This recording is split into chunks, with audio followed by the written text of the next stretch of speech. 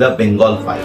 বেঙ্গল ফাইলসের শুরুটাই কিন্তু একজন ট্রাইবাল গার্লের মিসিং কেস নিয়ে একজন আইপিএস অফিসার মুর্শিদাবাদে আসছে খোঁজ খবর করতে, এবং সেখানে এসে মুর্শিদাবাদের একজন এমএলএর সাথে তার দেখা হয়।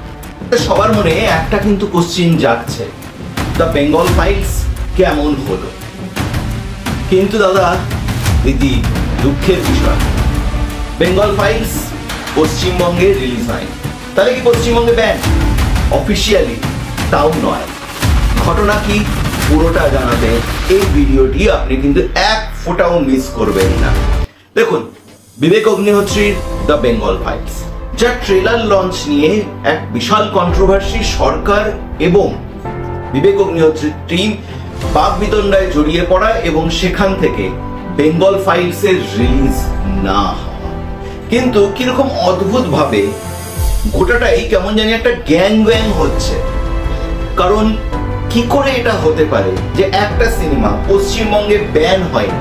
অফিসিয়ালি আপনি বলতে পারবেন না, কিরকম মাথা খাটিয়েছে, কিন্তু আপনি পশ্চিমবঙ্গের কোনো হলে এই সিনেমাটা দেখতেও পারবেন। এসবিএফ থেকে শুরু করে যারা সিনেমা ব্যবসায়ী রয়েছে, সিঙ্গেল স্ক্রিন নবীনা থেকে শুরু করে প্রিয়া সিনেমা হল থেকে শুরু করে কলকাতার প্রায় সবাই এবং জেলায় জেলায় সবাই একটাই বক্তব্য দিচ্ছে যে আমরা কি করব, বাংলা সিনেমা চালাতে হবে ধূমকেতু, আর তার সাথে বাগি 4, মানে যার আজকে টাইমস অফ ইন্ডিয়াতে রেটিং এসছে নিকৃষ্টতম, মানে 5/10, আর সেখানে 5-এ Times of India quote unquote rating দিচ্ছে 3.5। বিশ্বাসযোগ্যতার জন্য আমি যাই আইএমডিবির রিপোর্টে। আইএমডিবি 10-এ দিচ্ছে 8.1, এবং আপনারা সবাই জানেন আইএমডিবির রিপোর্ট হয় আমরা জনগণরা সিনেমা দেখে সেখানটাতে গিয়ে আমাদের ওপিনিয়ন বা রিভিউ দেই, সো বলা হয় মোস্ট ট্রাস্টেবল। কিন্তু যে সিনেমার রেটিং শুধুমাত্র হাফ বা 1.5-এ গিয়ে আটকাচ্ছে, সেই সিনেমা তারা দেখাতে অনেক বেশি কিন্তু তারা বলছে আমরা বাগি 4 দেখাচ্ছি এবং ধূমকেতু দেখাচ্ছি, আর কিছু করার নেই, স্লটই বলে ফাঁকা নেই। বা সেটা বাংলার একটা সিনেমা হল না, বাংলার যত সিনেমা হল আছে সবগুলোতেই এটা হচ্ছে। তাহলে কি বলা যেতেই পারে যে দিদি, দেব, এসবিএফ এবং তৃণমূলের দাদাগিরি রীতিমতো এরকম একটা থ্রেড কালচারে গিয়ে পরিণত হয়েছে যে যদি আপনারা এই সিনেমাটা দেখান তাহলে আপনার হলে ভাঙচুর হতে পারে, আপনার হলকে আমরা ব্যান করে দেব, কারণ পুজোয় বাংলা সিনেমা রিলিজ হচ্ছে, আপনি বাংলায় থাকলে পরে বাংলার ব্যবসাটা কেন দেখছেন না? এরকম কিছু কি হচ্ছে? হলে পরেও আন্ডার দ্য টেবিল হচ্ছে, কারণ পশ্চিমবঙ্গের প্রেস মিডিয়া সবাই কিন্তু এই বিষয়ে চুপ, কারো কোনো বক্তব্য নেই, কেউ নিউজটাকে কভারই করছে না। কারণ প্রাণ সংশয়ের ভয় কি তাহলে? না, অন্য কিছুর ভয় পাচ্ছে। কারণ বিবেক অগ্নিহোত্রী যে সিনেমাটি বানিয়েছে দ্য বেঙ্গল ফাইলস, বেঙ্গল ফাইলসের শুরুটাই কিন্তু একজন ট্রাইবাল গার্লের মিসিং কেস নিয়ে একজন আইপিএস অফিসার মুর্শিদাবাদে আসছে খোঁজ খবর করতে, এবং সেখানে এসে মুর্শিদাবাদের একজন এমএলএর সাথে তার দেখা হয়। এরপরে আর স্পয়লার আমি দেব না, কারণ স্টোরি এখান থেকে শুরু।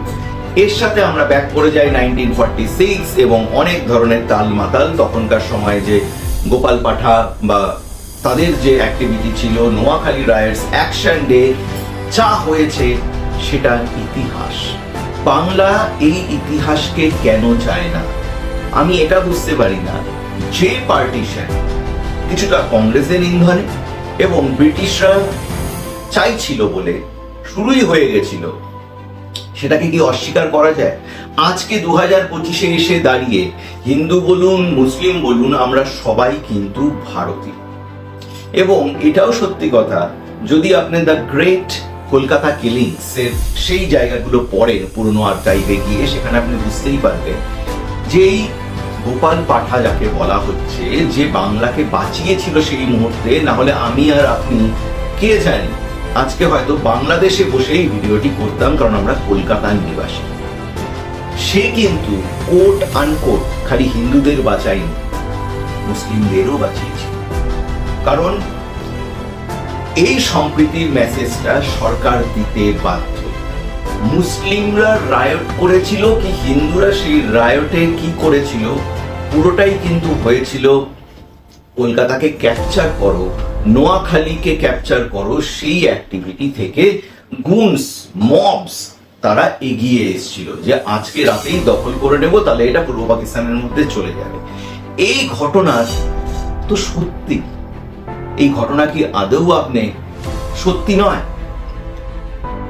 বারবার এই সিনেমাতে বলা হয়েছে সেকেন্ড কাশ্মীর হতে চলেছে ওয়েস্ট বেঙ্গল।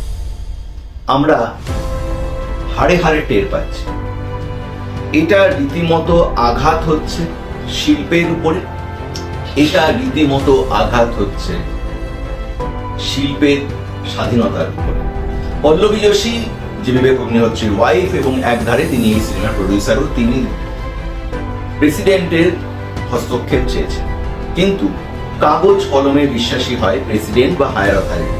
তারা যদি বলেনি যে আনঅফিসিয়ালি ব্যান, বাট অফিসিয়ালি তো তুমি কিছু বলতে পারছো না যে স্টেট গভর্নমেন্ট ব্যান করে দিয়েছে, তাহলে তুমি নয় একটা ক্লজ তার উপর লাগাতে পারো বা তার এগেইনস্টে কিছু করতে পারো। এখানে তো সেটা হয়নি।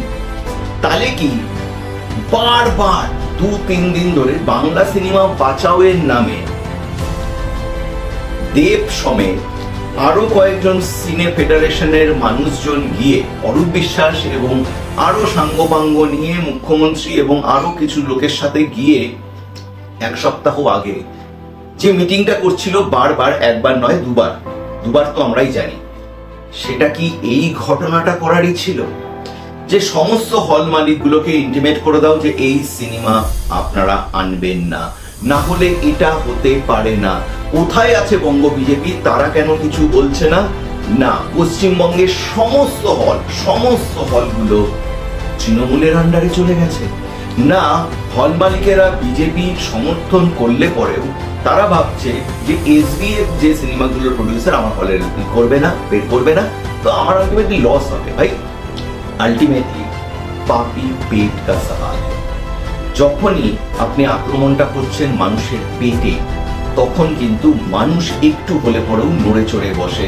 আর এটা ডেফিনেটলি আ কনসপিরেসি। আজকের ডেটে এটা নিয়ে কেউ কথা বলতে চাইছে না, কিন্তু আই এম কোয়াইট শিওর আজ থেকে 6 মাস, 1 বছর, 2 বছর পরে এটা নিয়ে রীতিমতো হাসাহাসি হবে যে দ্য বেঙ্গল ফাইলসকে কিভাবে এখানকার রাজ্য সরকার আনঅফিসিয়ালি ব্যান করবে।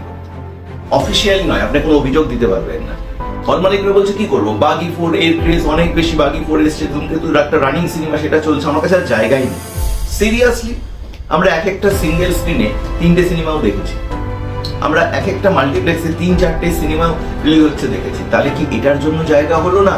না, থ্রেট কালচার বঙ্গে শুরু হয়ে গেছে যে দিদি নারাজ হয়ে যাবে, এসবিএফ নারাজ হয়ে যাবে, দেব নারাজ হয়ে যাবে, সামনে রঘু ডাকাত আসছে, এদের রাগিয়ে লাভ নেই। কারণ বিজেপি বা তৃণমূল যারা বিজনেস করে, স্পেশালি হল মালিক, তাদের কাউকেই পেটের ভাতটা জোগাবে না।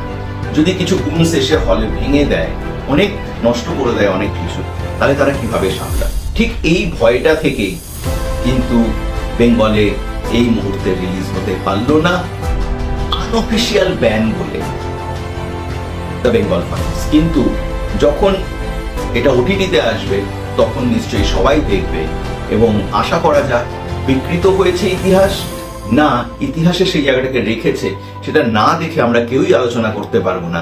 যদিও আমার বন্ধু বান্ধবের মারফতে ঘটনাটা শোনা হয়ে গেছে, যারা কালকে অলরেডি বোম্বেতে এবং দিল্লিতে সিনেমাটা দেখে নিয়েছে। রিভিউ যথেষ্ট ভালো। আমাদের কলকাতার লোকের কাছে একটাই এখন সাজেশন যে আমরা ওয়েট করতে পারি ওটিটিতে কবে রিলিজ হবে, সেটা তো আর নিশ্চয়ই মমতা ব্যানার্জির হাতে নেই।